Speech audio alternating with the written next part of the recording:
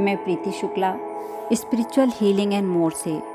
पिछले एपिसोड में हमने मीरा जी की जन्माष्टमी के समय जो अनुभूति प्राप्त हुई उसको देखे और आगे हम कहानी में बढ़ते हैं। श्री कृष्ण जन्मोत्सव संपन्न होने के पश्चात बाबा बिहारी दास जी ने वृंदावन जाने की इच्छा प्रकट की। भारी मन से दूधा जी ने स्वीकृति दी। मीरा को जब मिथुला ने बाबा के जाने के बारे में बताया तो उसका मन उदास हो गया। वह बाबा के कक्ष में जाकर उनके चरणों में प्रणाम कर रोते रोते बोली, बाबा आप पधार रहे हैं? हाँ बेटी, वृद्ध हुआ अब तेरा यह बाबा। अंतिम समय तक वृंदावन में श्री राधा माधव के चरणों में ही रहना चाहता हूँ।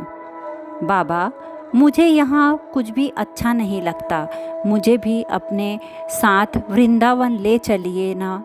बाबा मीरा ने दोनों हाथों से मुंह ढाँक कर सुबकते हुए कहा, श्री राधे। बिहारी दास जी कुछ बोल नहीं पाए। उनकी आँखों से भी अश्रुपात होने लगा। कुछ देर पश्चात उन्होंने मीरा के सिर पर हाथ फेरते हुए कहा, हम सब स्वतंत्र नहीं हैं पुत्री। वे जब जैसा रखना चाहे उनकी इच्छा में ही प्रसन्न रहें। भगवत प्रेरणा से ही मैं इधर आया। सोचा भी नहीं था कि शिष्या के रूप में तुम जैसा रत्न पा जाऊंगा। तुम्हारी शिक्षा में तो मैं निमित्त मात्र रहा। तुम्हारी बुद्धि, श्रद्धा, लग्न और भक्ति ने मुझे सदा ही आश्चर्यचकित किया। तुम्हारी सरलता, भोलापन और विनय ने हृदय में वात्सल्य पर एकाधिपत्य स्थापित कर लिया। राव दूधा जी के प्रेम, विनय और संत सेवा के भाव, इन सब ने मुझ विरक्त को भी इतने दिन बांध रखा। किंतु बेटा जाना तो होगा ही। बाबा मैं क्या करूं? मुझे आप आशीर्वाद दीजिए कि मीरा की रोते रोते हिचकी बंद गई। मुझे भक्ति प्राप्त हो, अनुराग प्राप्त हो, श्याम सुंदर मुझ पर प्रसन्न हो। उसने बाबा के चरण पकड़ लिए। बाबा कुछ बोल नहीं पाए, बस उनकी आँखों से झरझर आंसू झरने पर लगे। मीरा को सिरक्त करते रहे, फिर भरे कंठ से बोले, श्री किशोरी जी और श्याम सुंदर तुम्हारी मनोकामना पूर्ण करें। पर मैं एक तरफ जब तुम्हारी भाव भक्ति और दूसरी ओर समाज के बंधनों का विचार करता हूँ तो मेरे प्राण व्याकुल हो उठते हैं। बस प्रार्थना करता हूँ कि तुम्हारा मंगल हो। चिंता ना करो पुत्री, तुम्हारे तो रक्षक स्वयं गिरधर हैं। अगले दिन जब बाबा श्याम कुंज में ठाकुर को प्रणाम करके आए तो मीरा और बाबा की झरती आँखों ने वहाँ उपस्थित सब जन को रुला दिया। मीरा अश्रुओं से भीगी वाणी में बोली, आप वृंदावन जा रहे हैं बाबा, मेरा एक संदेश ले जाएंगे? बोलो बेटी, तुम्हारा संदेश वाहक बनकर तो मैं भी कृतज्ञ हो जाऊंगा। मीरा ने कक्ष में दृष्टि डाली। दासियों सखियों के अतिरिक्त दूधा जी व राय सल काका भी थे। लाज के मारे क्या कहती, शीघ्रता से कागज कलम में ले लिखने लगी। हृदय के भाव तरंगों की भांति उमड़ आने लगे। आंसुओं से दृष्टि धुंधल जाती। वह ओढ़नी से आंसू पोंछ फिर लिखने लगती। लिख कर उसने मन ही मन पढ़ा, गोविंद गोविंद कभू मिलो पिया मेरे, चरण कवल को हंस हंस देखूं, राखो नैना नेरे।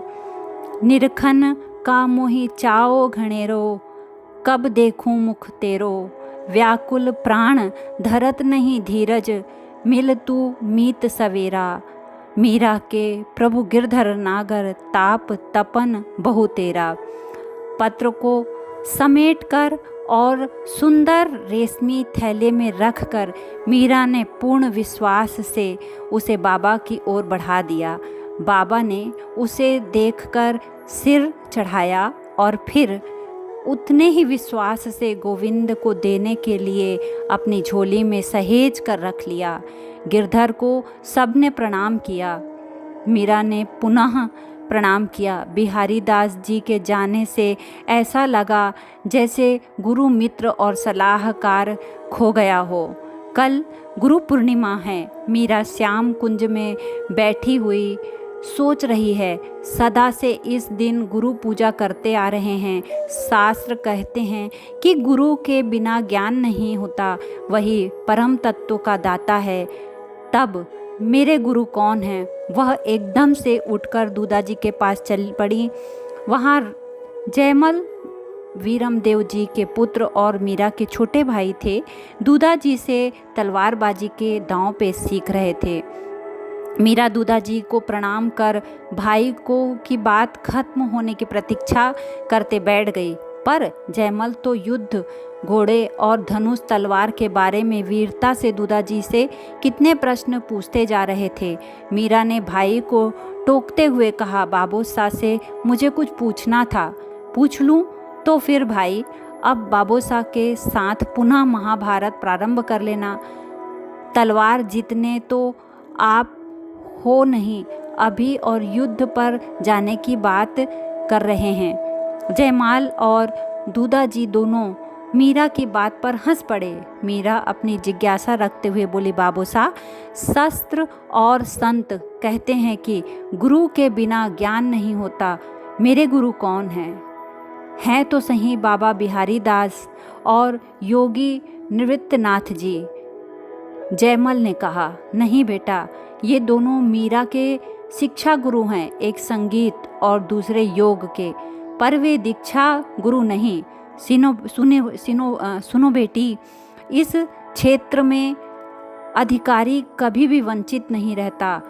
त्रिषित यदि स्वयं सरोज के पास नहीं पहुंच पाता तो सरोवर ही प्यासे के समीप पहुंच जाता है। बेटी, तुम अपने गिरधर से प्रार्थना करो, वे उचित प्रबंध कर देंगे। इस एपिसोड में हमने मुख्यतः देखा कि कैसे मीरा जी के मन में अपने दीक्षा गुरु को जानने का प्रश्न उठा। अगर आपको कहानी अच्छी लगे तो आप इस चैनल को लाइक करें, सब्सक्राइब करें और शेयर करें, और परम आवश्यक है कि कहानी हमेशा अंत तक सुनें। धन्यवाद।